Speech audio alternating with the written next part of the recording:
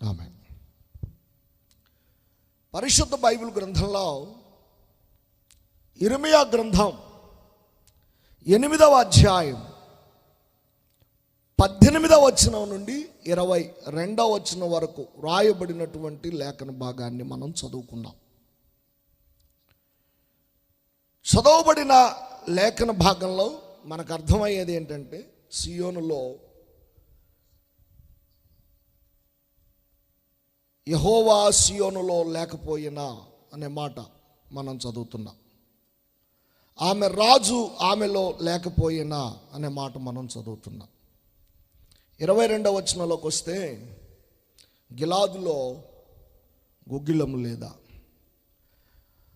అక్కడ ఏ వైద్యుడును లేడా, నా జనులకు స్వస్థత ఎందుకు కలగకపోవు సున్నది. దేవుని వాక్యంలో మనం ఈ మాటలు చదువుకుంటున్నాం. ప్రవక్త అయినటువంటి ఇర్మియా దేవుని సన్నిధిలో కన్నీటితో ప్రవచించడం, కన్నీళ్లతో ప్రార్థించడం, విలపించి ప్రభు సన్నిధిలో ప్రియమైన దేవుని పిల్లలారా తమ యొక్క భావాన్ని వ్యక్తపరుస్తూ ఆత్మ ప్రేరణ చేత అనేక సందేశాలు అందించడం దేవుని వాక్యంలో మనం చదువుతాం. పెద్ద ప్రవక్తలలో ఇర్మియా ఒక ప్రవక్త. చెరకు ముందున్నటువంటి ప్రవక్తలలో ఉన్నవాడు మరియు చెరలో కూడా ఉన్నటువంటి వాడు. ఇశ్రాయేలీల ప్రజలు అష్షూరు చెరకు వెళ్ళారు. యోధా జనాంగము బబులోను చెరకు వెళ్ళినట్లు మనము గమనిస్తాం. వారి పరిస్థితులను బట్టి, వారికి ఉన్నటువంటి స్థితిగతులను బట్టి, అప్పుడున్న సిచ్యువేషన్స్ బట్టి ఇర్మియా మాట్లాడుతూ, గిలాదులో గుగ్గిలము లేదా, అక్కడ ఏ వైద్యుడును లేడా, నా జనులు ఎందుకు స్వస్థత పొందకై ఉన్నారు అంటూ 3 ప్రశ్నలు ఈ భాగంలో వేస్తున్నట్లు మనం చూస్తూ ఉన్నాం.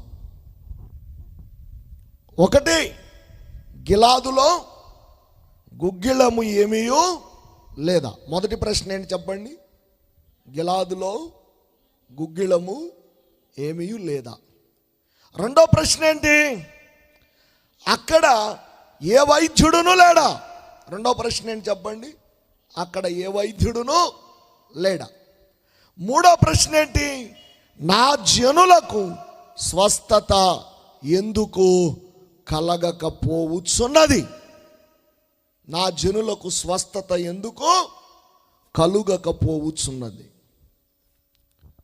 ఈ భాగాన్ని మనము ధ్యానం చేసుకుంటూ ముందు కొనసాగితే, గిలాదులో గుగ్గిలము లేదా అంటే గుగ్గిలము ఉంది. గుగ్గిలము అంటే ఏంటి చెప్పండి? తెలుసా? గుగ్గిలము అంటే మందు, వ్యాధికి కావలసినటువంటి చికిత్స. చికిత్స చేసేవాడు గిలాదులో లేడంటే ఉన్నాడు. మరి జనులకు ఎందుకు స్వస్థత కలగకున్నదే? రాత్రి మీతో కొన్ని విషయాలు, ప్రాముఖ్యమైనటువంటి విషయాలు మీ ఎదుటికి తీసుకొని రావాలని నేను ఆశపడుచు ఉన్నాను. దేవుని వాక్యాన్ని మనము జ్ఞాపకం చేసుకుంటే, జబ్బు వచ్చిన వ్యక్తికి ఏం కావాలి చెప్పాలండి? మందు కావాలి, ఔషధం కావాలి, టాబ్లెట్ కావాలి, లేదా ఇంజెక్షన్ కావాలి. రెండు, వైద్యుడు కావాలి. ఈ రెండు ఉన్నప్పుడు మూడోది ఏం కావాలి? వైద్యుడి దగ్గరికి వెళ్ళాలనేటువంటి ఆలోచన మనకు కూడా ఉండాలి. వైద్యుడి దగ్గరికి వెళ్ళాం, వెళ్ళిన తర్వాత టాబ్లెట్స్ రాసి ఇచ్చాడు అనుకోండి, ఏం చేయాలి?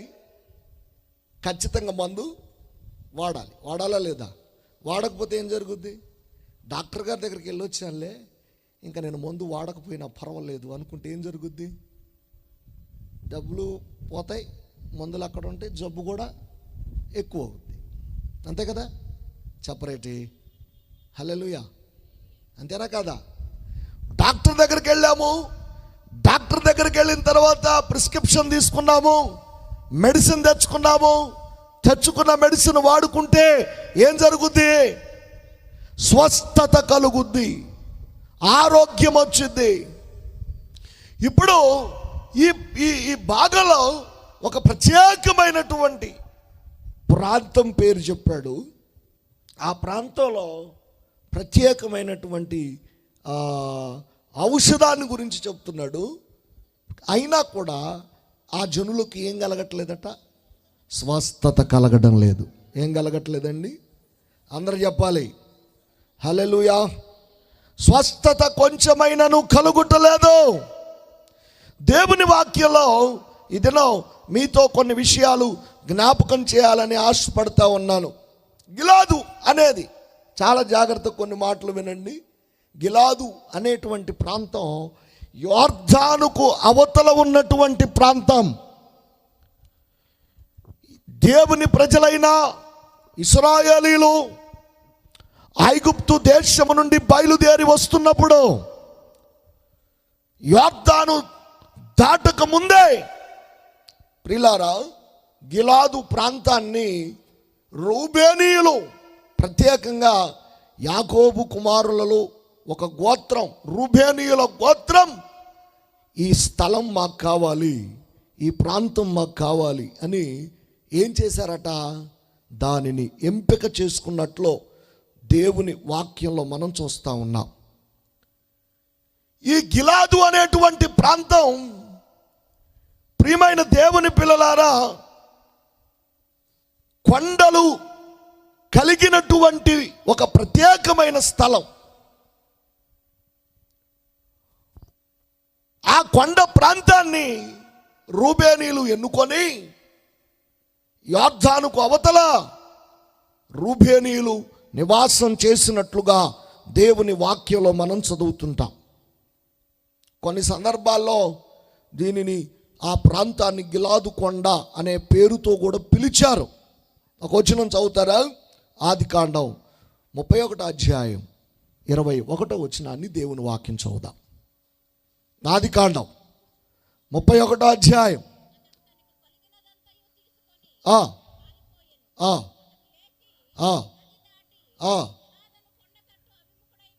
గిలాదు అను కొండ తట్టు అభిముఖుడై వెళ్ళాను. గిలాదు అను కొండ,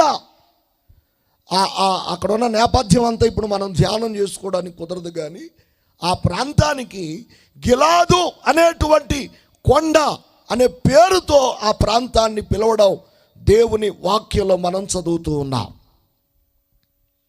రూబేనీయులకు ఆ స్థలం ఇవ్వబడింది. దేవుని వాక్యంలో మనం జ్ఞాపకం చేసుకుంటే ఈ గిలాదు అనేటువంటి ప్రాంతంలో దట్టమైనటువంటి అడవులు ఉండుట వలన, కొండ ప్రాంతం అవుట వలన, ఆ కొండలలో ఉన్నటువంటి చెట్లలో నుండి కొంత జిగురు పదార్థము బయటికి వస్తూ ఉండేది. ఆ ప్రాంతంలో ఉన్న ప్రజలు ఏం చేస్తూ ఉండేవాళ్ళంటే, ఆ చెట్లకు కొన్ని రంధ్రాలు పెట్టుట ద్వారా, వాటిని గీయటం ద్వారా, అలా గీచినప్పుడు దానిలో నుండి స్రవించినటువంటి ఒక ఎర్రని పదార్థం ఏదైతే ఉందో దాన్ని తీసుకొని దాన్ని వ్యాధులకు, గాయాలకు ఏం చేస్తూ ఉండేటువంటి వాళ్ళు పెడుతూ ఉంటే జనులు స్వస్థత నొందుతూ ఉండేటువంటి వారు. దేవునికి స్తోత్రం. హల్లెలూయా, హల్లెలూయా. అంతేకాదు, ముఖమునకు సౌందర్యాన్ని ఇవ్వడానికి గిలాదులో దొరుకుతున్న గుగ్గిలం ఏదైతే ఉందో దాన్ని ఆయిల్గా మార్చుకొని ఏం చేసేటువంటి వాళ్ళు శరీర సౌందర్యం కోసం ఉపయోగిస్తే, ప్రియులారా, ప్రకాశించేటువంటి ఆ సౌందర్యం వారి సొంతమవుతుండేది.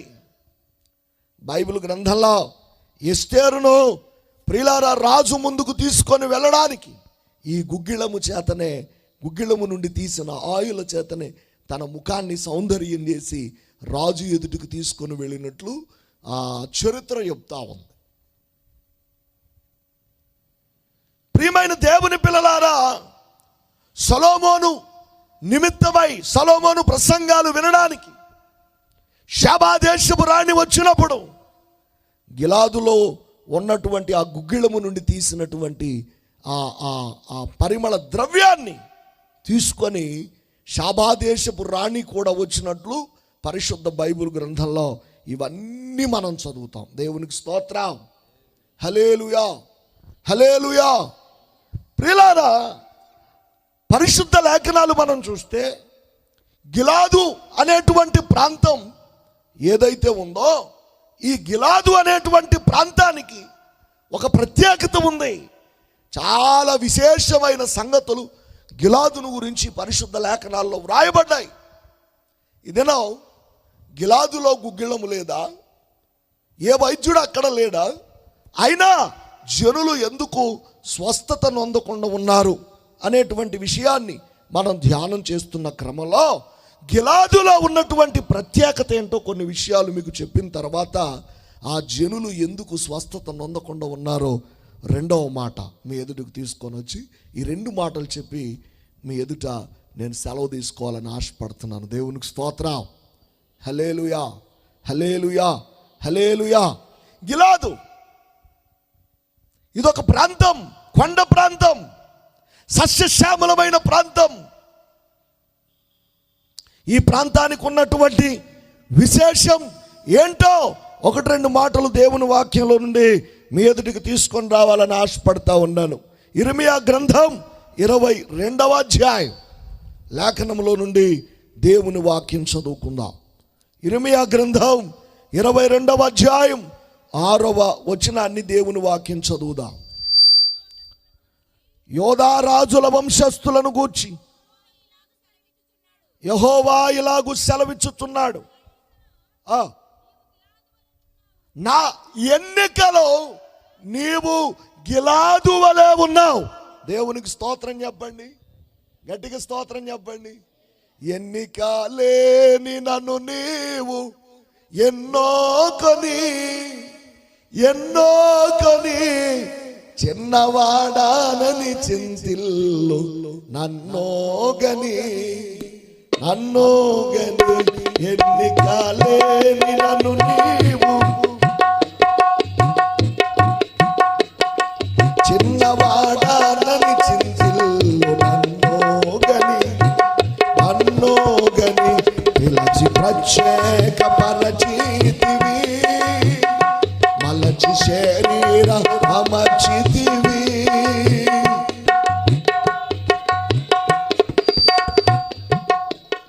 చెల్లు నా జీవితయాగమే, ఎల్ల వేళలో నీ చిత్తమే. చెల్లు నా జీవితయాగమే, యేసు నీ ప్రేమను లోకమును చాటను. ఇదిగో నీ దీనదా చూడను, వాసిగా నీవు నా కోసమే, వరదుడా నేను నీ కోసమే. వాసిగా నీవు నా కోసమే, వరదుడా నేను నీ కోసం. హల్లెలూయా, హల్లెలూయా. గిలాదు ప్రాంతం దేవుని ఎన్నికలో ఉంది. ఎవరు ఎన్నికలో ఉంది? అందరు చెప్పాలి. ఎవరు ఎన్నుకున్నాడు ఈ ప్రాంతాన్ని? చెప్పాలి. దేవుని చేత ఎన్నుకోబడినటువంటి అనుభవం ఉంది. అందుకే దేవుడు ఏమన్నాడో తెలుసా? కీర్తన గ్రంథం 60వ అధ్యాయం 7వ వచనంలో గిలాదు నాది అన్నాడు. చదువుతారా? దేవుని వాక్యంలో మాటలు చదువుదాం. గిలాదు నాది, మనష్షే నాది. చాలు. గిలాదు ఎవరిదట? చెప్పాలండి. అందరూ ఇక్కడే ఉన్నారా? స్తోత్రం, స్తోత్రం. గిలాదు ఎవరిది? నాది. గిలాదు ఏమై ఉంది?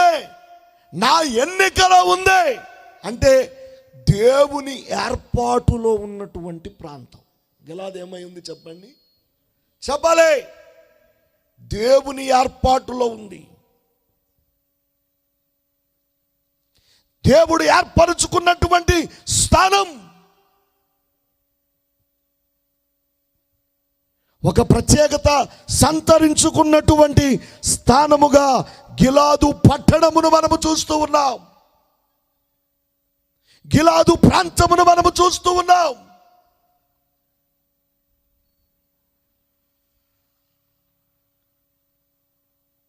దేవుడు ఎందుకు ఎన్నుకుంటాడు?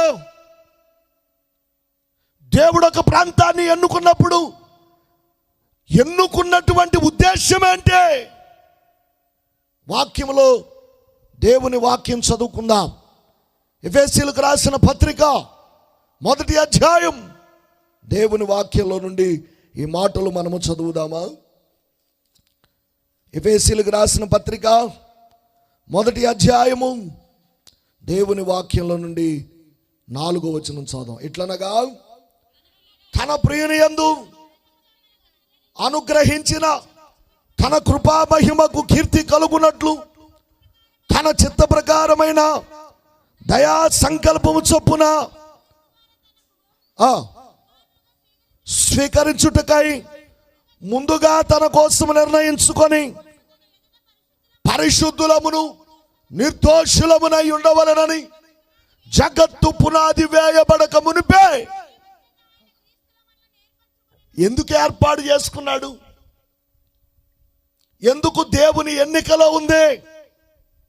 ఎందుకు దేవుని ఏర్పాటులో ఉన్న ఉద్దేశం అంటే ఊకిన సరదాగా ఏమైనా ఎంచుకుంటాడేంటి దేవుడు? ఎవరిని ఇక్కడే ఉన్నారా?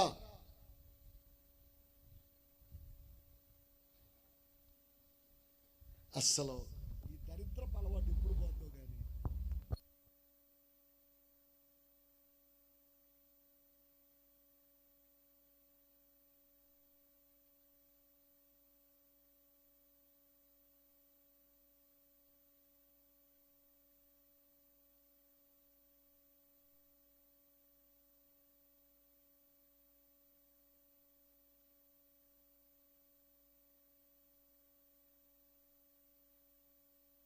మనమేం వికారంగా ఉందేమో, వాళ్ళ ముఖం మనోహరంగా ఉందేమో.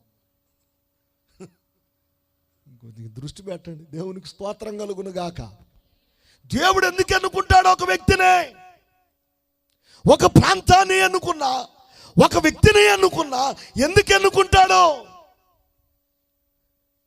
దావీదుని ఎన్నుకున్నట్లో దేవుని ఉద్దేశం ఏంటి? ఎన్నుకున్నాడా లేదు దావీదుని? ఏంటి ఉద్దేశం? ఆయన తన ప్రజలను పరిపాలించడానికి ఎన్నుకున్నాడు. మరి నిన్ను నన్ను ఎందుకు ఎన్నుకున్నాడు? వాక్యంలో ఏం చెబుతుంది?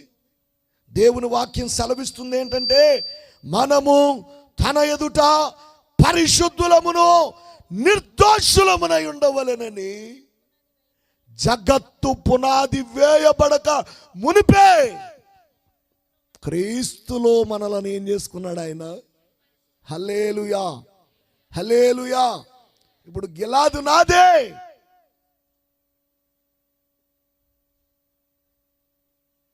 గిలాదు నా ఎన్నికలో ఉంది అంటే ఏంటి దాని అర్థం? దేవుడు ఎందుకు ఎన్నుకున్నాడు?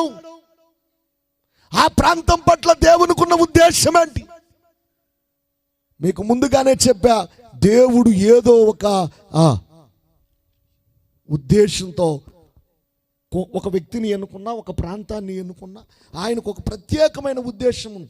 దేవుడు నిన్ను ఎన్నుకున్న ఉద్దేశం ఏంటో నీకు అర్థమైతే ఆ ఉద్దేశాన్ని ఖచ్చితంగా నీ జీవితంలో నెరవేర్చడానికి ముందు కొనసాగుతాం. దేవునికి స్తోత్రం. గట్టిగా స్తోత్రం చెప్పండి. మనము పరిశుద్ధులంగా ఉండాలి, నిర్దోషులంగా ఉండాలి. కానీ గిలాదులో ఉన్న ప్రజలకట ఏమి లేదు, ఏమి లేదు. ఏమి స్వస్థత? ఇదేమి శరీర సంబంధమైన రోగాన్ని గురించి మాట్లాడుతున్న విషయం కాదు. అర్థమవుతుందా అండి? శరీర సంబంధమైన రోగాన్ని గురించి మాట్లాడుతున్న విషయం కాదు. వీరికి ఏమి లేదు, స్వస్థత లేదు. ఫస్ట్ మీటింగ్లో దైవ సేవకులు శ్యాంబాబాయ్ గారు శరీర సంబంధమైన స్వస్థతను గురించి మాట్లాడారు కదా. మాట్లాడారు, గుర్తుందా? ఫస్ట్ మీటింగ్లో ఉన్న వాళ్ళంతా స్తోత్రం చెప్పండి. మీకు అర్థమై ఉండాలి. పాపం తెల్లారి ఆత్మ సంబంధమైన స్వస్థత గురించి మాట్లాడాలనుకున్నారు. కానీ ప్రియమైన దేవుని పిల్లలారా, వీరికి శరీర సంబంధమైన స్వస్థతను గురించి మాట్లాడటం లేదు.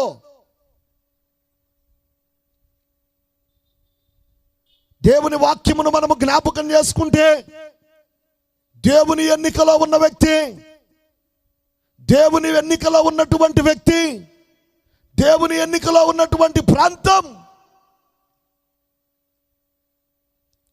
ఆత్మ సంబంధమైన బలహీనతలకు గురైపోయి, ఆత్మ సంబంధమైన స్వస్థత లేకపోవడం వలన గిలాదును గూర్చి ప్రవక్త అయిన ఇర్మియా విలపిస్తూ, గిలాదులో గుగ్గిలం లేదా?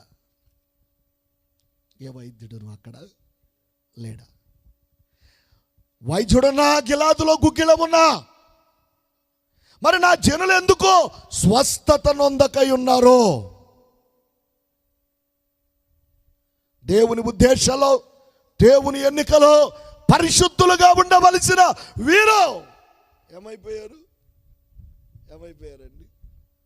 బైబిల్ ఏమి రాశాడంటే, పరిశుద్ధ సంతతిగా ఉండవలసిన తాము ఆ దేశపు జనులతో కలుసుకొనిన వారై ఏమైపోయారట? అపవిత్రులు అయిపోయారు. పరిశుద్ధ సంతతిగా ఉండడానికి దేవుని ఏర్పాటులో మనం ఉన్నాం, దేవుని సంకల్పంలో మనం ఉన్నాం. దానికి కావలసిన వాటన్నిటిని దేవుడు ఏర్పాటు చేసి పెట్టాడు. ఇంక గిలాదులో ఎలాంటి పరిస్థితులు ఉన్నాయో దేవుని వాక్యంలో నుండి కొన్ని మాటలు చదువుదాం. చూడండి, ఇర్మియా గ్రంథం 50వ అధ్యాయము 19వ వచనాన్ని దేవుని వాక్యం చదువుదాం. ఇర్మియా గ్రంథం 19వ అధ్యాయం 20వ వచనం. ఇశ్రాయేలు వారిని మేత స్థలమునకు నేను తిరిగి రప్పించదను. బాషాను మీద మేయుదును, ఎఫ్రాయిము కొండల మీదను గిలాదులోను మేయుచు సంతుష్టి నొందుదురు. హల్లెలూయా, హల్లెలూయా. రెండోది, దేవుని ఏర్పాటులో ఉన్న ఈ గిలాదు ప్రాంతం ఆహారము సమృద్ధిగా ఉన్నటువంటి ప్రాంతం. ఏం సమృద్ధిగా ఉన్న ప్రాంతం చెప్పండి? అందరూ చెప్పాలి. మేత బాగా దొరికేటువంటి స్థలం. బాగానే దొరుకుతుంది కానీ బక్క చిక్కిపోయారు ఎందుకో. అర్థమైందా? మేత మాత్రం ఎట్లుంది? హల్లెలూయా.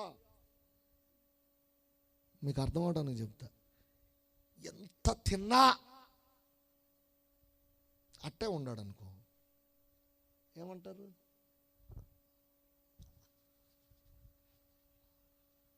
చెప్పాలి. కుంభాలు నమిలి పడేస్తున్నాడు. అట్లాగే ఉన్నాడు అనుకో, ఎలా ఉంటుంది పరిస్థితి? గిలాదు ప్రాంతంలో ఉన్నటువంటి వ్యక్తుల పరిస్థితి ఎలా ఉందంటే, ఆహారము సమృద్ధిగా ఉన్నను వారి దగ్గర ఆరోగ్యం లేదు. బోధ ఎక్కువగా ఉన్నను లోపాలు సరిగా అవడం లేదు. ఎంత ఆహారం పెడుతున్నా, ఎంత దేవుని వాక్యం అందిస్తున్నా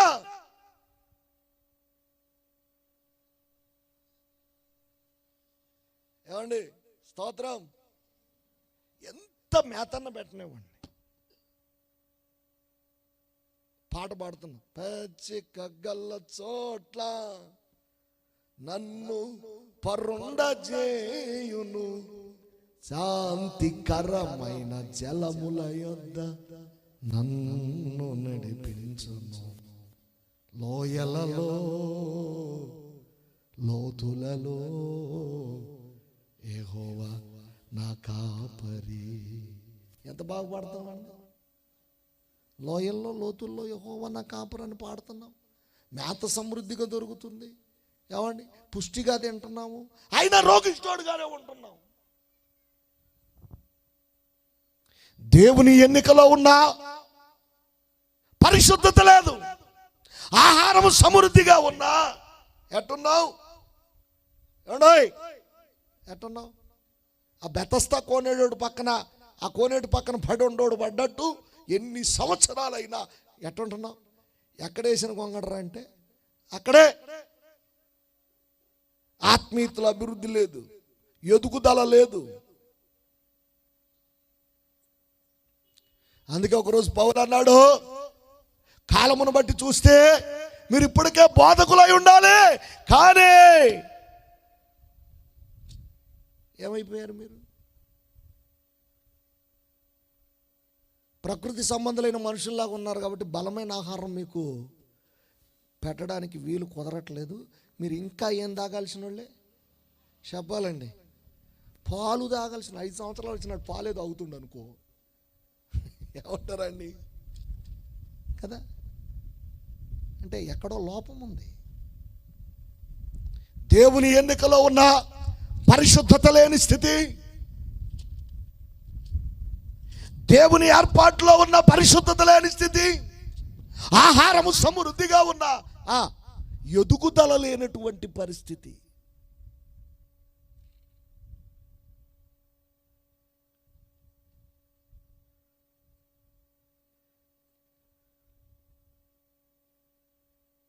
అభివృద్ధి లేని స్థితి, ఆత్మీయతలో అభివృద్ధి లేదు,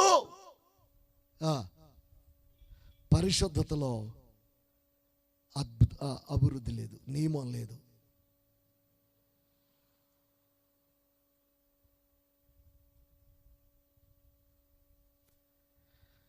బోధలు వినడానికి అలవాటు పడ్డాం,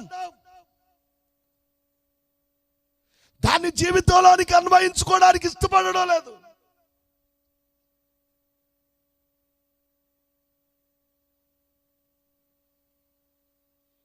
ఎన్ని సంవత్సరాలైనా అలానే దేవుని మందిరానికి వస్తూ పోతూ ఉన్నాం, కానీ ఆత్మీయ అభివృద్ధి, ఎదుగుదల లేనటువంటి పరిస్థితి గిలాదులో ఉన్నటువంటి పరిస్థితులు మనం చూస్తున్నాం.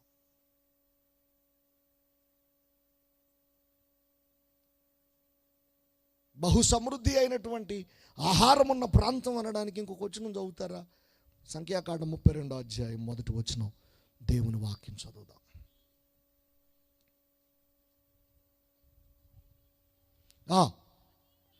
రూబేనీయులకును గాదీయులకును వారికి విస్తారమైన మందలుండెను కనుక గిలాదు ప్రదేశములకు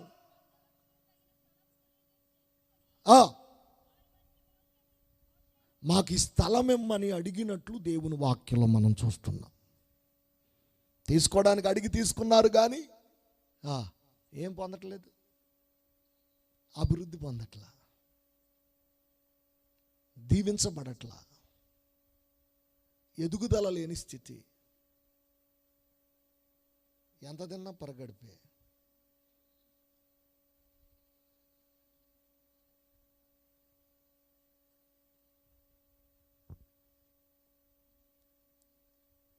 ప్రియులారా, గిలాదును గురించి మనము చాలా విషయాలు లేఖనాల్లో మనం చూస్తాం. దేవుని ఎన్నికలో ఉన్న పరిశుద్ధత లేదు, ఆహారము సమృద్ధిగా ఉన్న ఎదుగు బదుగు లేదు.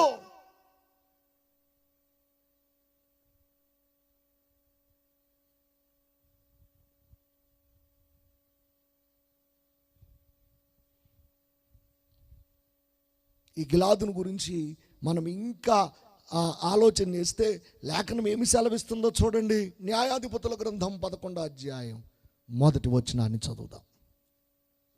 న్యాయాధిపతుల గ్రంథం,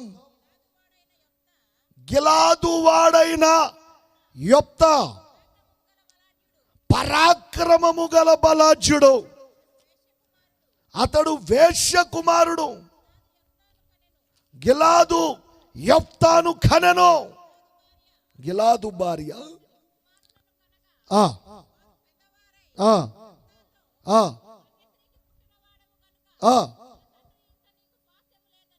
చాలు. గిలాదులో బలాఢ్యులు ఉన్నారు. ఎవరున్నారు చెప్పండి? అందరు చెప్పాలి, అందరు చెప్పాలి. బలాఢ్యులు. ఎలాంటి బలాఢ్యులు? పరాక్రమము గల బలాఢ్యులు. ఏం గిలాదు గురించి బైబిల్లో ఎన్ని మాటలు ఉన్నాయో బైబిల్లో మనం ధ్యానం చేసుకుంటూ పోతే చాలా విషయాలు ఉన్నాయి. పరాక్రమము గల బలాఢ్యులు ఉన్నా వీళ్ళు ఎవరి దగ్గరికి వెళ్ళిపోతున్నారు? ఎవరు ఆధీనంలోకి వెళ్ళిపోతున్నారు? మరలా శత్రు ఆధీనంలోకి వెళ్ళిపోతున్నారు.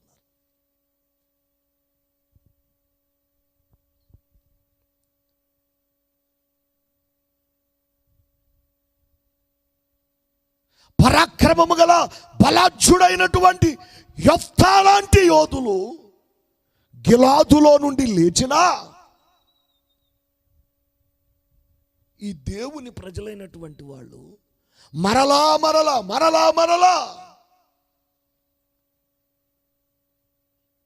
భక్తుడు పాడాడు, చాలా మారులు తప్పిపోతిని మేలుగానగా నాయనా. చాలా మారులు తప్పిపోతిని మేలుగానగా నాయన. నా చాలా మొరలా నాలకిల్చు జాలి గలనా నాయన.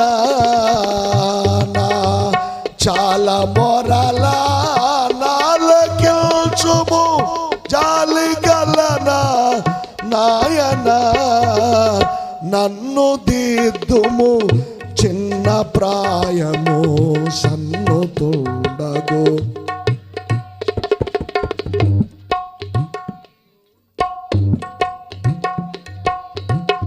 సన్నుతుండగు ఆయనా. హల్లెలూయా. శత్రువు చేతిలోకి వెళ్ళినప్పుడల్లా వారిని విడిపించడానికి పరాక్రమము గల బలాఢ్యులను దేవుడు లేపే శత్రువు చేతిలో నుండి విడిపించి విమోచించి విడుదల కలిగించినప్పటికే వీళ్ళు మరలా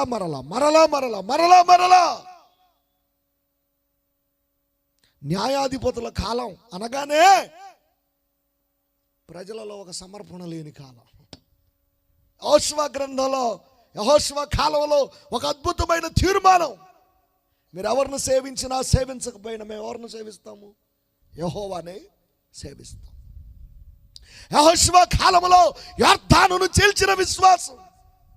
యెహోషువ కాలంలో ప్రియమైన దేవుని పిల్లలారా వాగ్దాన భూమిని స్వతంత్రించుకున్న విశ్వాసం.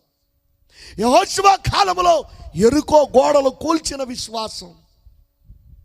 యెహోషువ కాలంలో ప్రియులారా ఒక గొప్ప తీర్మానంతో అడుగులేసినటువంటి జనాంగం.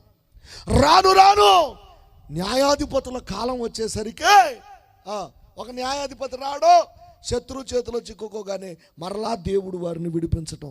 మరలా విడిపించిన తర్వాత ఆ న్యాయాధిపతి కాలం అయిపోగానే మరలా తిరిగి ఏమైపోతున్నారు? శత్రువు చేతిలోకి వెళ్ళిపోతున్నారు.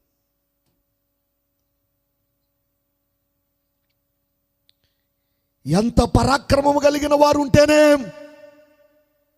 వీరి జీవితంలో నిలకడ లేదుగా, స్థిరత్వం లేదుగా. పరాక్రమము కలిగిన బలాఢ్యులు ఉన్నప్పటికీ బానిసలు కాక తప్పలేదు. దేవుని ఎన్నికలో ఉన్నప్పటికీ పరిశుద్ధత లేదు. ఆహారము సమృద్ధిగా ఉన్నప్పటికీ ఎదుగు బొదుగు లేదు. పరాక్రమము గల బలాఢ్యులు ఉన్నప్పటికీ మాటికి ఏమైపోతున్నారు చెప్పండి? బలహీనులైపోతున్నారు. పరాక్రమము గల బలాఢ్యుడు ఉంటే ఆ బలాఢ్యుడు అండ చూసుకొని ఏం చేయాలి? ఇప్పుడు ఇశ్రాయేలీలు అందరూ కూడా గొలియాతుకు భయపడి ఎవరిళ్లలో వాళ్ళు దాక్కున్నారు.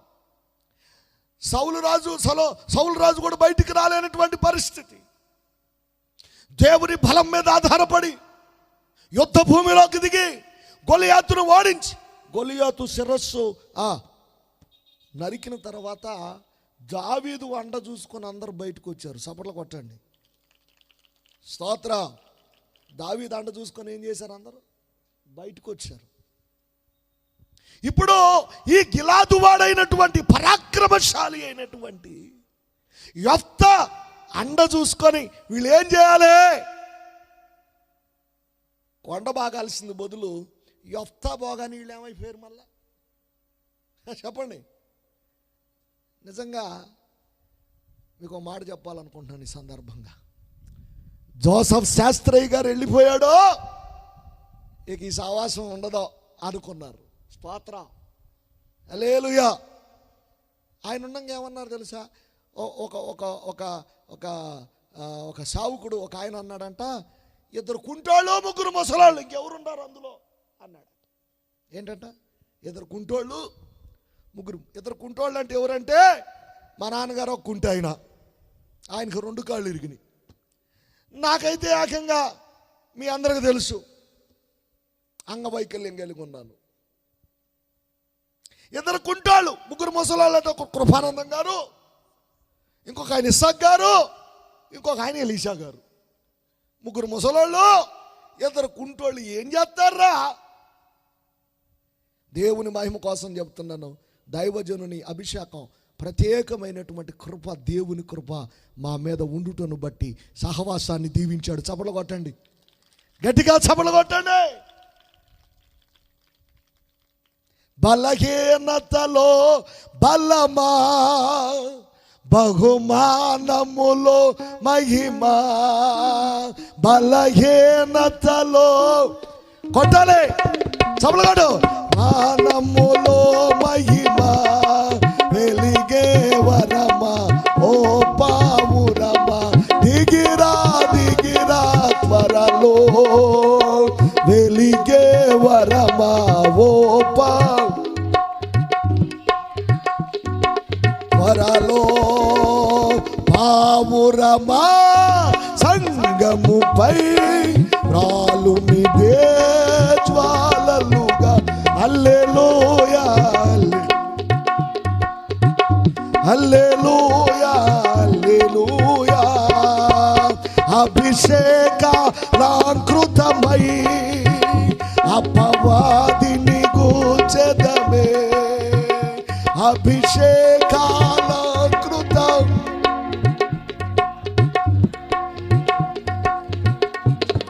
సభకే జయమౌ, ఉభికే జీవం, ప్రభలే ప్రతి దేశములో. సభకే జయమౌ, ఉభికే జీవం, ప్రభలే ప్రతి దేశములో. పావురమా సంగముపై రాలునిదే జ్వాలలుగా. హల్లెలూయా హల్లెలూయా హల్లెలూయా హల్లెలూయా హల్లెలూయా హల్లెలూయా. ఏమండి, యెరోబాము మీద జయం పొందడానికి ఎవరెవరున్నారంట? వారికి గుర్తులేదు, మర్చిపోయారా? రెండో రోజు ప్రసంగం అంటే, మొదటి రోజు రాత్రి ప్రసంగం. యెరోబామును జయించడానికి దేవుడు మాకు తోడై ఉన్నాడు. ఆయన యాజకులు మాతో ఉన్నారు, పరిచారకులు మాతో ఉన్నారు. చెప్పాలి ఏమండి, అర్పణలు మాతో ఉన్నాయి, ఆయన సన్నిధి మాకు తోడుగా ఉంది, ప్రార్థించేవారు ఉన్నారు. ఇంతమంది ఉండగా మేము ఎందుకు ఓడిపోతామండి? చప్పట్లు కొట్టండి. నేను బలహీనుడిని కావచ్చు, నడవలేని వాడిని కావచ్చు, నన్ను ఎత్తుకొని 4 మోస్తున్నారు. దేవునికి స్తోత్రం, గట్టికి స్తోత్రం చెప్పండి. ఇంక ఓడిపోతామా? ఓడిపోం. ఒక ప్రక్క తమ్ముడు, ఒక ప్రక్క ప్రభు సింగ్ గారు, ఒక ప్రక్క రవిపాల్ గారు, ఒక ప్రక్క అబ్రహాం సుధాకర్ గారు, వారికి వెంట దేవుని సేవకులు ఇంతమందిని కలిసి ప్రియమైన దేవుని పిల్లలారా పరిచర్య ముందుకు కొనసాగిస్తుంటే మాకు అపజయం ఉండదా?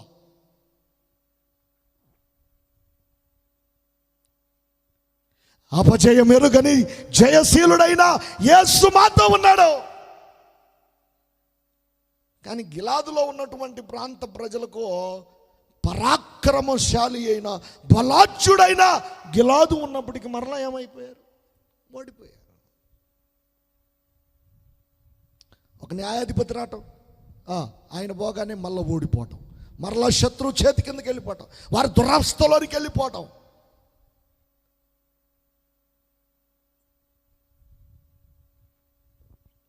బలాఢ్యుడు ఉన్నా, దేవుని ఏర్పాటు ఉన్నా, ఆహారము సమృద్ధిగా ఉన్నా,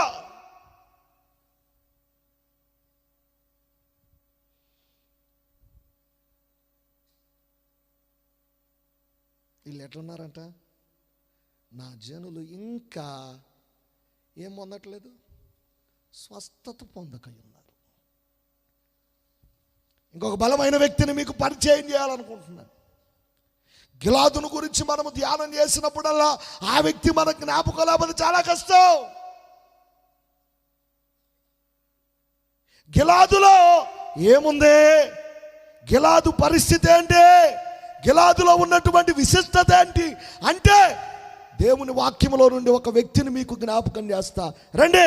రాజుల మొదటి గ్రంథం 17వ అధ్యాయం మొదటి వచనాన్ని దేవుని వాక్యం చదువుదాం. అంతటా గిలాదు కాపురస్తుడు, సంబంధీయును, తిష్బీయుడైన ఏలీయా, ఎవని సన్నిధిని నేను నిలువబడి ఉన్నాను, ఆ ఇశ్రాయేలీల దేవుడైన యెహోవా జీవము తోడో, నా మాట ప్రకారము కాక ఈ సంవత్సరములో మంచైనను వర్షమైనను పడదని ప్రకటించాడు. స్తోత్రం, గట్టిగా స్తోత్రం చెప్పండి. ప్రార్థనాపరుడైన ఏలియా ఎక్కడి నుండి వచ్చాడు? గిలాదులో నుండి వచ్చాడు. ఏలియాను గురించి ఏం రాశారో తెలుసా? 2 కాళ్ళు మోకాళ్ళ మధ్యలోకి తలకాయ తెచ్చుకొని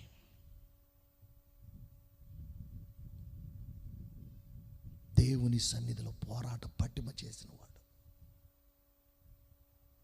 నిత్యము దేవుని సన్నిధిలో నిలబడిన వాడు. ఇక్కడ విషయం ఏంటంటే, ఇలాంటి అద్భుతమైన ప్రవక్త ఉన్నప్పటికీ,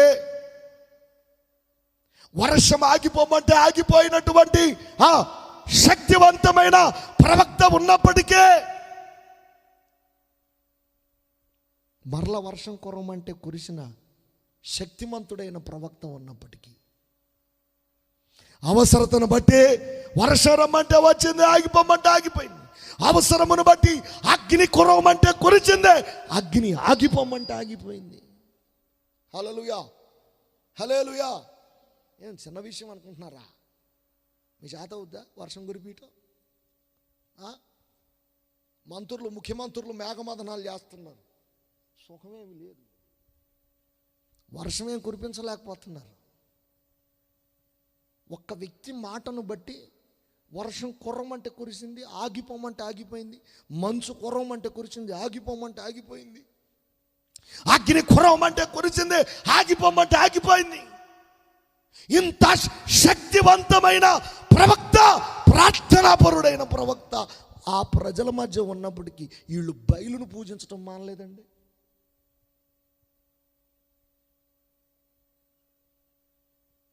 బహుకాలముగా ఆకాశములో వర్షము నీయక మోయబడెను.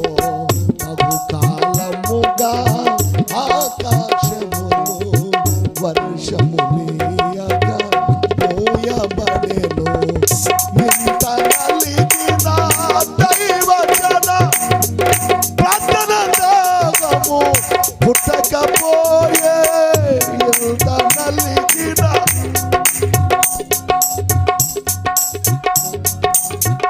పుట్టకపోయే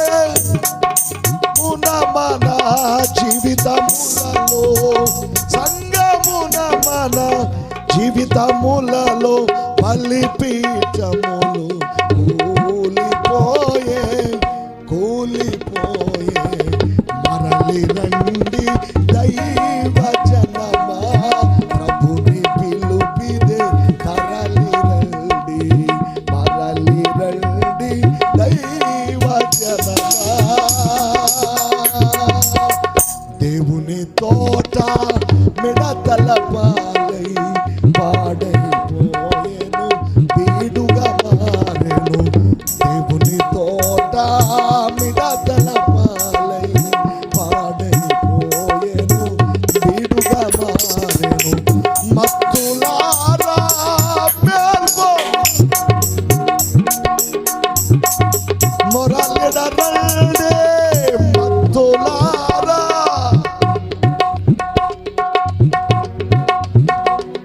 మొరలిడరండి మేలుకొనుడి మన దేవుని వేడగా, మేలుకొనుడి మన దేవుని వేడగా, కొనుకొనుడి బలిపీఠము కాటగా, నిజము కాటగా, మరలి రండి దైవ జనమా, ప్రభుని పిలుపిదే తరలి రండి, మరలి రండి దైవ జనమా.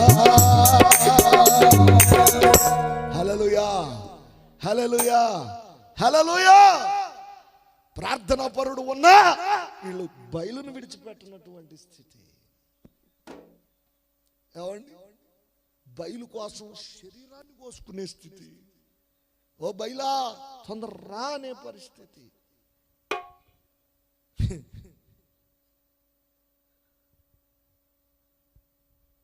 ఏలి అంటాడు, ఆడు నిద్రపోతున్నాడు పిలవండి అంటాడు, ఆడు దూరం ఉన్నాడు పిలవండి అంటాడు. ఈ మాటలకి ఇంకా రెచ్చిపోతున్నారు వీళ్ళు. రెచ్చిపోయి ఏం చేస్తున్నారు చెప్పాలా? కత్తులు తీసుకుంటున్నారు, ఒళ్ళు కోసుకుంటున్నారు, రక్తం కారుతుంది, శరణకోళ్ళతో కొట్టుకుంటున్నారు. ఏ బయలా రా బయలా అంటున్నారు. యా నుంచి వస్తుంది బయలు? బయలు లేదు, జైలు. ప్రభునందు నాకు అత్యంత ప్రియులారా, రోషము కలిగిన ఏలియా ఉన్న రోషము లేని ప్రజలు, దేవుని ఎన్నికలో ఉన్న పరిశుద్ధత లేని ప్రజలు,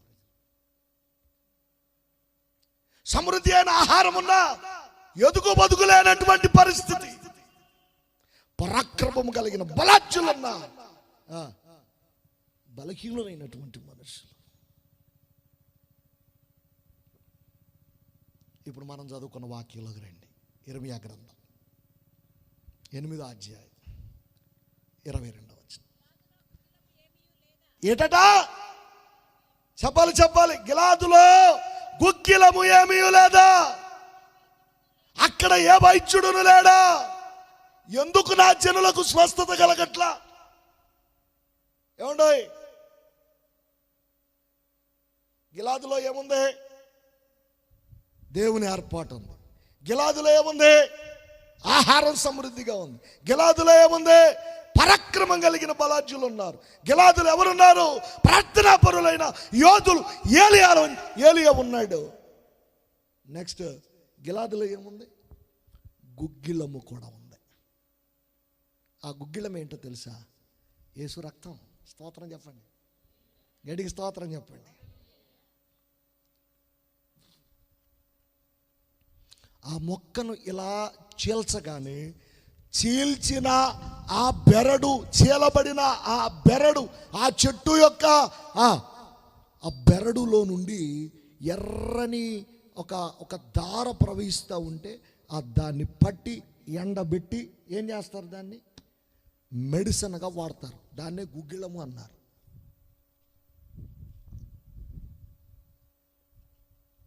మన దేవుడు కూడా ఎండిన భూమిలో లేల్చిన లేత మొక్క వలె మొలవగా ఆయన దేహం బద్దలుగా పగిలిగొట్టబడి శరీరమంతా నలిగిపోయి ధారలుగా రక్తము ఆయన దేహంలో నుండి పారుతున్నా ఈ జనులకు ఏమి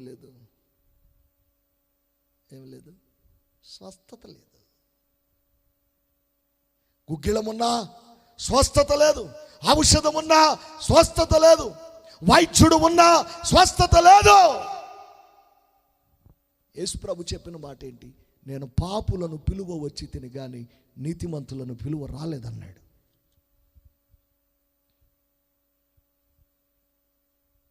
ఆరోగ్యం గల వారికి వైద్యుడు అక్కర్లేదన్నాడు. రోగులకే వైద్యుడు అన్నాడు. దేవుని ఎన్నికలో ఉన్న పరిశుద్ధత లేని వ్యక్తుల కోసం, ఆహారము సమృద్ధిగా ఉన్న ఎన్ని బోధలు చేస్తున్నారండి ఈ ఊర్లో. ఎన్ని కోటాలు చెప్పండి, సంవత్సరానికి ఎన్ని కోటాలు? వెళ్ళి వాస్తవ్యులారా చెప్పండి, ఎన్ని కోటాలు? సంవత్సరానికి ఎన్ని కోటాలు? ఎన్ని ఆరాధనలు చెప్పండి? 52 ఆదివారాలు. ఎన్ని మిడ్ వీక్ ప్రేయర్స్ ఉంటుందిగా? బుధవారం, శనివారం, శుక్రవారం ఉంటుందా చర్చిలో? ఎప్పుడు? గురువారం కోటం, ఆదివారం కోటం, సంవత్సరం 2 సార్లు కోటాలు, పెద్ద పెద్ద సేవకులు, ఆర్భాటం.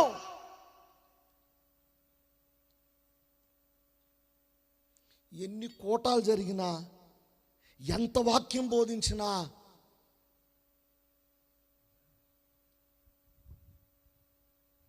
ఎప్పుడు నువ్వు ఒక్కదానివే వస్తున్నావు. నువ్వు ఒక్కడవే వస్తున్నావు. ఏ వైద్యుడు లేడా? బోధ లేదా? ఆహారం సమృద్ధిగా లేదా? ఉంది. దేవుడు ఎన్నుకోలేదా? ఎన్నుకున్నాడు.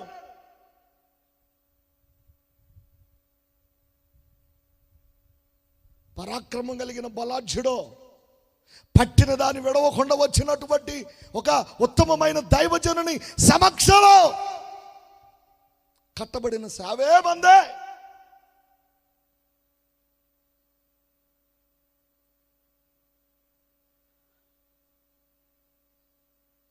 ఎదుగు బొదుగు లేనటువంటి పరిస్థితి. ఎదగడం లేదు. ఎక్కడ వచ్చామంటే అక్కడే, ఎలా ఉన్నామంటే అలాగే.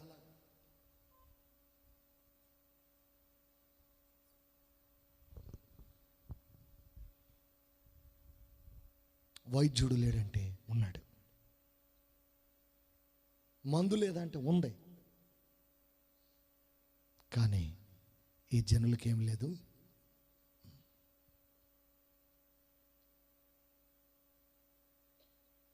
ఎందుకో తెలుసా? ఎందుకు స్వస్థతలు కలగడం లేదో 2-3 మాటలు చెప్పి దేవుని వాక్యంలో నుండి నేను మరి ముగించాలని ఆశపడతా ఉన్నాను. నాకు ఇవ్వబడిన టైం దగ్గర పడతా ఉంది. రండి, దేవుని వాక్యంలో నుండి యెషయా గ్రంథం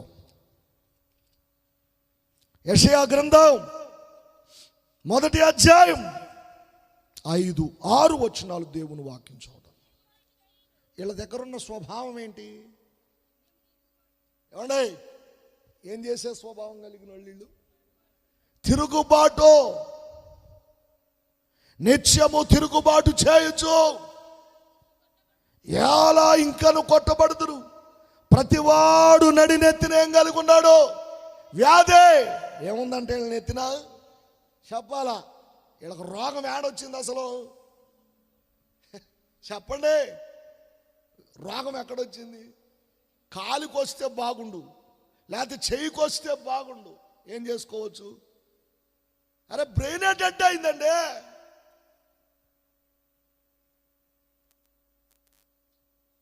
ఏం డెడ్ అయింది? బ్రెయిన్ నడినెత్తిన వ్యాధి. ఇంకా దీనికి ఏమి లేదు చెప్పండి. బ్రెయిన్ డెడ్ అయినోడికి ఏం చేయాలంటే వాడు హాస్పిటల్లో పడేసి ఉంటారు. వాడు ఎప్పుడు అట్టే ఉంటాడు. కళ్ళు ఒకడికి దానం, లివర్ ఒకడికి దానం, గుండె ఒకడికి దానం, కిడ్నీలో ఒకడికి దానం. దీనికి తప్ప ఇక దేనికి పనికిరాడు. వాడి వల్ల ఉపయోగం లేదు.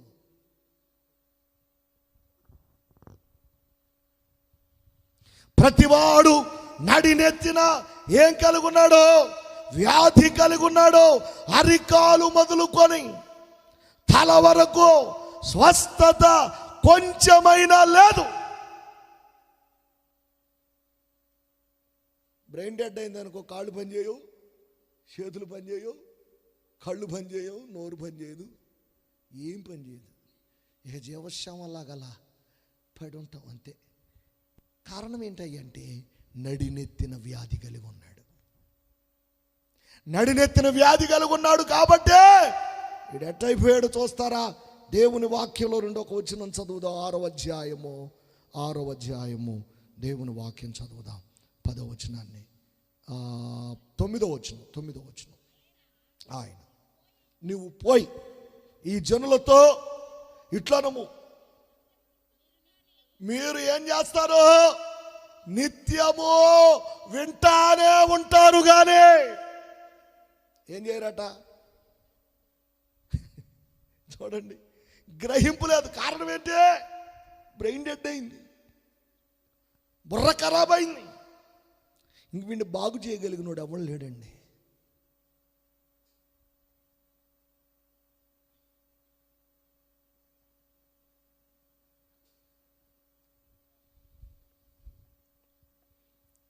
నిత్యము చూచుచుందరు కానీ తెలుసుకోరు.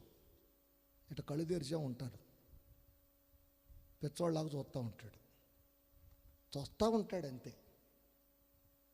బ్రెయిన్ డెడ్ అయింది కాబట్టి కళ్ళు పని చేయట్లా, హృదయం పని చేయట్లా, గ్రహించటం లేదు.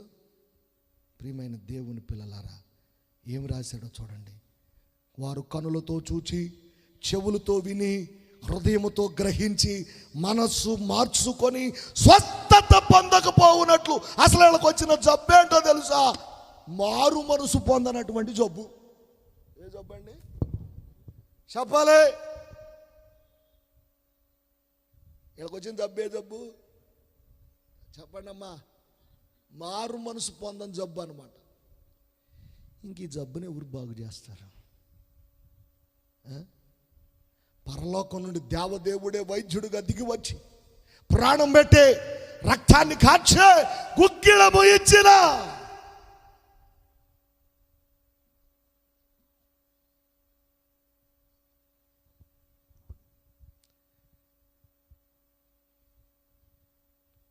గ్రహింపు లేని వారులారా, సంవత్సరాల తరబడి దేవుని వాక్యం వింటున్న వారులారా, శబ్దయంత్రం పెట్టి పెద్ద పెద్ద బాక్సులు పెట్టి వాక్యాన్ని బోధిస్తున్నా దిద్దుబాటు లేని ప్రజలారా, ఈ రాత్రి దేవుడు మిమ్మలను పిలుస్తున్నాడు. ఏం బంధమని?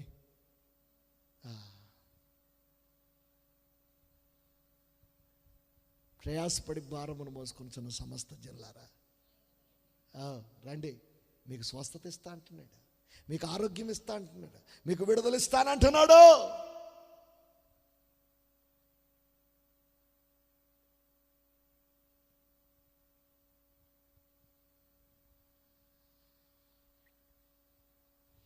ప్రభునందు నాకు అత్యంత ప్రియులారా, యేసుక్రీస్తు కాలం వచ్చే వరకు కూడా ఇలాంటి ఉన్నారు. అవునా కదా? యేసు ప్రభు వచ్చాడా? ప్రవక్త అయిన యెషయా ప్రవచించిన కాలానికి, యేసు ప్రభు వచ్చిన కాలానికి, ఇర్మియా ప్రవచించిన కాలానికి 500, 600, 700 సంవత్సరాల కాల వ్యవధి ఉంది. ఇన్ని సంవత్సరాల నుండే చెవులతో వింటున్నారట, కళ్ళతో చూస్తున్నారట, మనసుతో గ్రహించట్లా, హృదయంతో ఆలోచించట్లా. ఒక మాటలో చెప్పాలంటే వీళ్ళు వినటానికి అలవాటు పడ్డోళ్ళు. అవసరమైతే బోధ కఠినమైందనుకో, ఇక వీళ్ళు చేసేది ఏంటి? యుద్ధమే. వింటున్నారా? మరుసమెల్లో లేరులే. దేవునికి స్తోత్రం. హల్లెలూయా, హల్లెలూయా, హల్లెలూయా. బోధ గట్టిగా తగిలిందనుక, అయ్యగారు నా కోసమే. కారణం ఏంటి? బ్రెయిన్ డెడ్ అయింది, కాళ్ళు చేతులు పని చేయట్లే, కళ్ళు చూస్తున్నాడు అంతే, పిచ్చోళ్ళు అక్కడ చూస్తున్నాడు అంతే, చెవిలోకి ఎక్కట్లా. మారు మనసు పొందినట్లు స్వస్థత పొందట్లేదు. ఈ 17వ అధ్యాయంలో గిలాదులో గుగ్గిలము లేదా, ఏ వైద్యుడు అక్కడ లేడా అన్న మాటలు చెప్పిన అధ్యాయంలోనే 9వ వచనంలో ఏముందో తెలుసా? హృదయము అన్నిటికంటే మోసకరమైంది, అది ఘోరమైన వ్యాధితో నింపబడ్డాం కాబట్టే మనకేమి రాట్లా, స్వస్థత రాట్లా.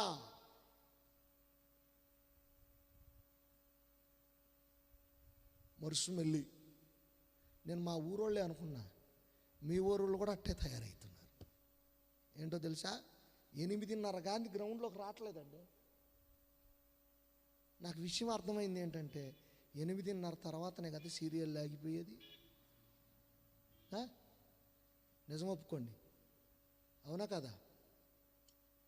మీరు అస్సలు ఎందుకు మాట వింటారు? ఎందుకంటే బ్రెయిన్ డెడ్ అయింది కదా, ఒప్పుకోరు. నిత్యం ఏం చేస్తుంటారు? చూస్తూనే ఉంటారు. కారణం ఏంటి? ప్రతివాడు నడినెత్తినేం కలిగి ఉన్నాడు? దీనికి ఒప్పుకున్నారుగా, మరి అది ఎందుకు చెప్పరు? ఇవాళ చెప్తే రేపు నుంచి మానాలనే. మీరు అస్సలు చూడరా? ఈ వద్దు చుచ్చులు ఎందుకు మనకు? చుచ్చు ఆడే పొట్టోడు మమ్మీ చుచ్చొస్తుంది నాకు అన్నట్టు. ఏందది చుచ్చు? చెప్పండి. బ్రెయిన్ డైట్ అయిన వాళ్ళంత స్తోత్రం చేద్దాం. హల్లెలూయా. ఎలాంటి దేవునికి స్తోత్రం. మరి బాగుంటే ఒప్పుకోవాలి కదండి. ఏదో చిన్న విషయానికి లొంగిపోయి, దేవునికి దూరం అయిపోయి, దేవుని సహవాసానికి దూరమై,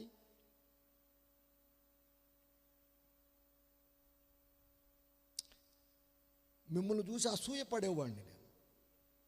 అసూయ పట్టం అంటే కులిపోత్తనంగా కాదు, మళ్ళీ అట్ట అనుకున్నోళ్ళు.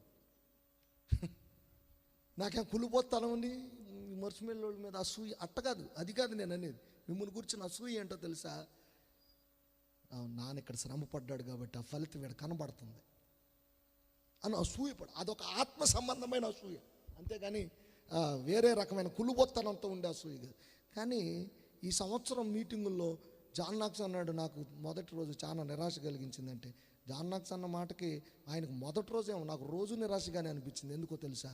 అరే వీళ్ళు ఎందుకు ఇలాగూ తయారవుతున్నారు అని. ఎప్పుడు ముందుండేవాళ్ళు వెనక అయిపోతే మీరు కూడా ఆ బ్రెయిన్ డెడ్ అయిన వాళ్ళు లెస్ట్లోకి వెళ్ళిపోయి స్వస్థత ఏమాత్రం పొందకుండా ఉంటున్నారు. కారణం ఏంటో తెలుసా? నిర్లక్ష్యం. డాక్టర్ ఉన్న నిర్లక్ష్యం, వైద్యుడు ఉన్న నిర్లక్ష్యం, మందులు ఉన్న నిర్లక్ష్యం. స్వస్థతల ఎందుకు కలగట్లేదంటే నిర్లక్ష్య స్వభావము ఉండుట వలన. ప్రభునందు నాకు అత్యంత ప్రియులారా, పూర్తిగా ప్రజలు డ్యామేజ్ అయిపోతున్నటువంటి పరిస్థితి. నేను అనుకుంటున్నాను రేపు ప్రభు వచ్చినప్పుడు వీళ్ళలో తేలేది ఎంతమందో, ఆయన ఎదుట నిలబడగలిగిన వాడు ఎంతమందో. నీ కొరకు అన్ని ఏర్పాట్లు చేశాడు దేవుడు. స్తోత్రం. ఎన్నిక ఏర్పాటే, ఆహారం ఏర్పాటే, బలాఢ్యులు దేవుని ఏర్పాటే, ప్రార్థనా పరులైన ప్రవక్తలు దేవుని ఏర్పాటే, గుగ్గిలం యేసు రక్తం దేవుని ఏర్పాటే. నీ పట్ల దేవుడు ఇంత చేసిన తర్వాత కూడా నువ్వు స్వస్థత నొందకపోతే దేవుడు ఇశ్రాయేలీయుల ప్రజలను, యూదులను అప్పగించినట్లు ఒకవేళ నిన్ను అప్పగిస్తాడేమో. బబులోను చెరకు అప్పగించినట్టు నిన్ను అప్పగిస్తాడేమో. కఠినమైన పరిస్థితులు నీ జీవితంలోకి రాకముందే, శ్రమ నిన్ను ఆవహించక ముందే, అయ్యా మేము వచ్చేస్తున్నాం, మేము స్వస్థత నొందునట్లు మమ్మను స్వస్థపరచు అని ఇర్మియా గ్రంథంలో చెప్పినట్లు ఈ రాత్రి నువ్వు చెప్పగలవా?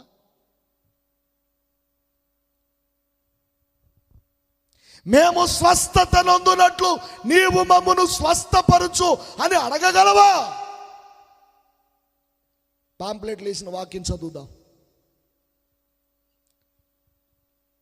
వాక్యం వేశారు, గుర్తుందా?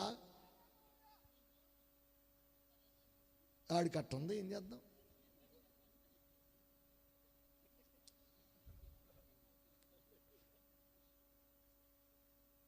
ఆడులో బాగా దూరం ఉంటాడు. దేవుని వాక్యం చదువుదాం.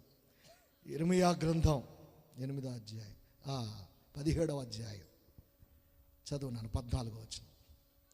యెహోవా, నీవు నన్ను స్వస్థపరచుము, నేను ఏం పొందుకుంటాను? హల్లెలూయా, హల్లెలూయా. వైద్యుడి దగ్గరకు వస్తావా? స్వస్థపరిచే దేవుని యొద్దకు వస్తావా? కోనేటి దగ్గర పడి ఉన్నాడు ఒకడు. యేసు ప్రభు అన్నాడు, స్వస్థత పొందగోరుచున్నావా? ఆడు అంటాడు, దేవదూత వచ్చి నీళ్లు కదిలించినప్పుడు నన్ను అందులో దింపటానికి నాకెవడో. ఎన్ని సంవత్సరాల నుంచి ఉన్నాడు? ఎన్ని సంవత్సరాలు? 38 సంవత్సరాల నుంచి అట్టేబడి ఉన్నాడు. నేనంట కొద్దిగా జరిగిన పోయిబడి ఒడిగాడు. అవునా కదా? కొంచెం జరుపుకుంటూ పోయినా ఎక్కడ పడాడు? కోనెట్లో పడేవాడు. అరే 38 ఏళ్ళ నుంచి బాగా తిండి దొరుకుతుంది, దిట్టంగా తింటున్నాడు, ఇంకా నాకేంటి అనుకుని అక్కడే పడి ఉంటాడు. యేసు ప్రభు వచ్చి అందుకే అడుగుతున్నాడు, ఒరే నీకు బాగుపడాలని ఉందా?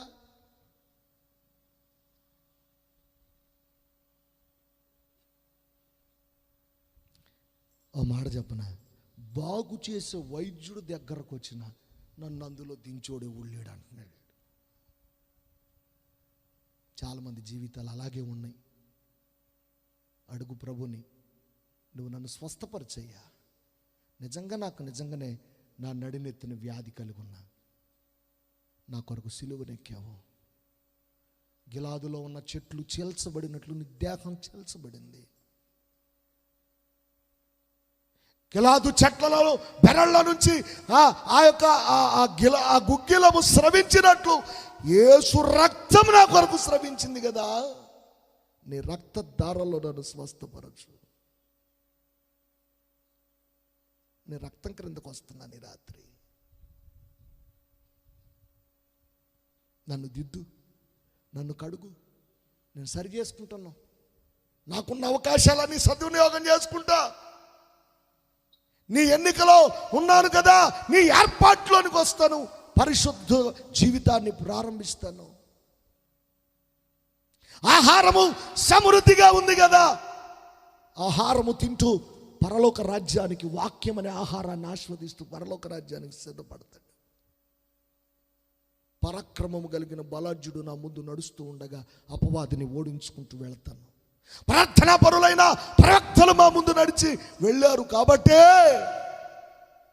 ఇదిగో మా జీవితంలో ఖచ్చితంగా వారిని అనుసరిస్తాము.